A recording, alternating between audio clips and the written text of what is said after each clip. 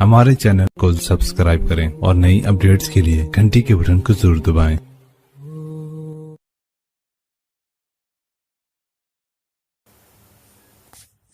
बिस्मिल्लाहिर्रहमानिर्रहीम। अस्सलामु अलैकुम वरहमतुल्लाहि वबरकातुहू। नाज़रीन इकराम, आप देख रहे हैं जमजम ग्राफी। गुजरात फाइल्स पसे पर्दा हक़ाइक़ का इंकशाफ, इसका सिलसिला जारी है। चौथा बाब चल रहा है और उसकी किस्त नंबर रहेगी 3।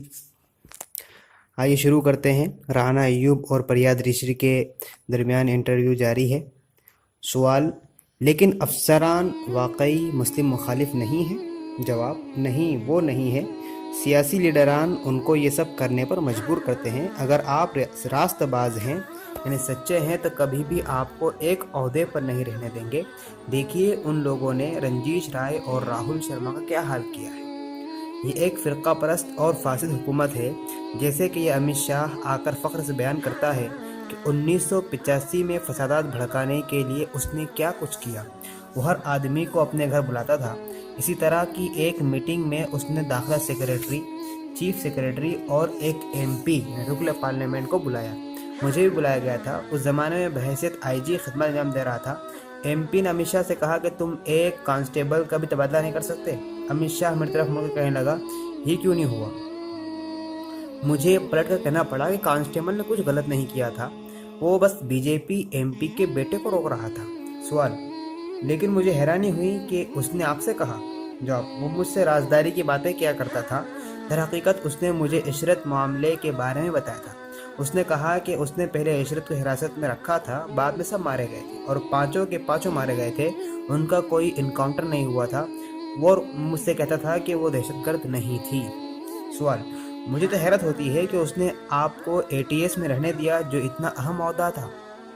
जवाब: हाँ, वो लोग सोचते थे कि मैं उनका आदमी हूँ और वैसा ही करूँगा जैसा वो कहेंगे। इसलिए शाह ने मुझसे कहा कि देखो, हमारे पास 2 अहम ओहदे खाली हैं, एक ATS और दूसरा कमिश्नर ऑफ पुलिस का ओहदा, और इन दोनों ओहदों पर हमें अपने लोगों की ज़रूरत है। इसलिए हम आशीष भाटिया को कमिश्नर ऑफिस पुलिस बना रहे हैं और तुमको ATS का सरबराह।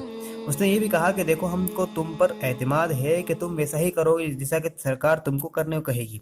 मैंने कहा कि अगर आपको मुझ पर एतमाद है तो मुझे कमिश्नर ऑफ पुलिस क्यों नहीं बनाते? PC पांडे को देखिए, उसने फसादात करने वाले के खिलाफ कोई कार्रवाई नहीं की। उस पर तो मुकदमा चलना चाहिए, लेकिन उस पर वजीर आला को नवाजिश है, वो उसका चहीता है।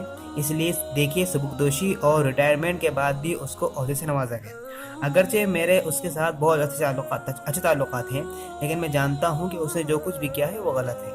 मई सन 2013 के किसी वक्त की बात है कि इशरत जहां फर्जी इनकाउंटर मामले में मेरी तहकीकात गुजरात इंतजामिया पर बम बनकर गिरी थी।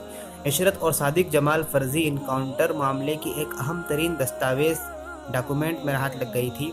तहकीकात ने वजारत दाखिला को हैजानी कैफियत में मुब्तला कर दिया था। न्यूज़ चैनलों पर जुनून सवार हो गया था।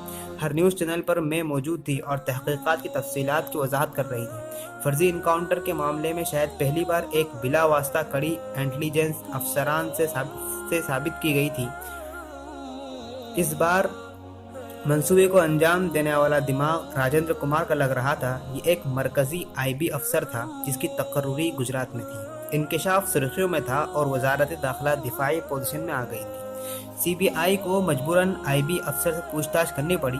बिलखुसूस special IB director Rajendra Kumar से पूछगछ की गई, जिसका रोल इशरत इनकाउंटर में साबित किया जा चुका था। अभी हाल ही में राजेंद्र कुमार एक बार फिर सुर्खियों में था, क्योंकि साबिका दाखिला सेक्रेटरी GK पल्लई, जिसने अपनी मुद्दत मुलाजमत में ये बयान दिया था कि इशरत को शक का फ़ायदा दिया जाना चाहिए, उसी ने मीडिया को 2016 की शुरुआत में बताया कि राजेंद्र कुमार ने अपना हलफिया बयान कांग्रेसी हुकूमत के कहने पर बदल दिया था। इसी वजह से राजेंद्र कुमार सिलसिलेवार अपने कई TV इंटरव्यू में ये बयान देता फिर रहा था कि उसको फंसाया जा रहा है। पल्लई के बारे में भी अपनी जिम्मेदारी ठीक से अदा न करने और अपने मुबैना सच यानी वाज़ेह सच के लिए जिस वक्त का इंतखाब उन्होंने किया था, उस पर सवालात खड़े किए गए, जबकि अब वो अडानी ग्रुप के बोर्ड ऑफ डायरेक्टर्स में मौजूद हैं। लेकिन उससे भी बुरी बात यह है कि उनमें से किसी को भी इस बात का पछतावा नहीं है कि किसी शख्स के पस मंज़र और शनाख्त के क़त्ल नज़र इस हकीकत से इनकार नहीं किया जा सकता। کہ انکاؤنٹر ایک غیر دستوری عمل تھا۔ ان میں سے کسی نے بھی اس مسئلے پر بات نہیں کی کہ آخر ایسا کیوں ہوا کہ تقریباً پورا گجرات داخلہ ڈپارٹمنٹ سنگھل کے خفیہ ٹیپ میں پکڑا گیا، جو عشرت جہاں تحقیقات سے متعلق معاملے کو الجھانے کی بات کر رہے تھے۔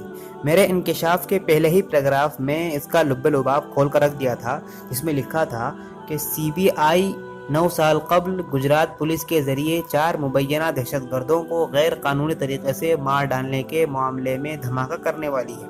تہلکہ کو معلوم ہوا ہے کہ سی بی آئی احمد آباد کے ٹرائل جج کے سامنے بیان دے گی کہ ایک ملزم افسر نے حلفیہ طور پر راجندر کمار کی شناخت کی ہے، جو ابھی انٹیلیجنس بیورو IB کا اسپیشل ڈائریکٹر ہے۔ اس پر الزام ہے کہ ایک عورت اور 3 مرد جو کہ سب کے سب مسلم تھے، انہیں 15 جون 2004 کو ایک انکاؤنٹر میں مارنے کی اس نے منصوبہ بندی کی تھی۔ ایک اور دھماکے دار بات یہ ہے کہ ایک دوسرے افسر نے اپنے بیان میں اس بات کا دعویٰ کیا ہے کہ کمار 19 سالہ عشرت جہاں سے اس وقت ملا تھا جب وہ پولیس کی ناجائز حراست میں انکاؤنٹر میں مارے جانے سے پہلے موجود تھی۔